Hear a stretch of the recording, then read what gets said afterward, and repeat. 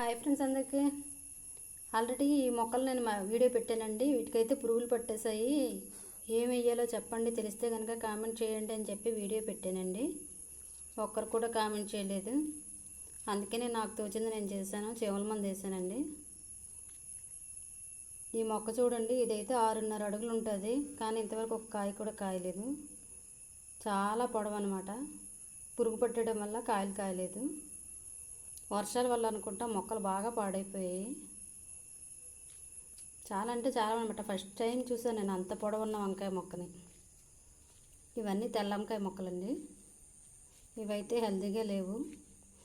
చూడాలి మరి, చెవుల మంది వేసాను కదా, ఇప్పుడైనా పురుగులు కంట్రోల్ అవుతాయేమో చూడాలి.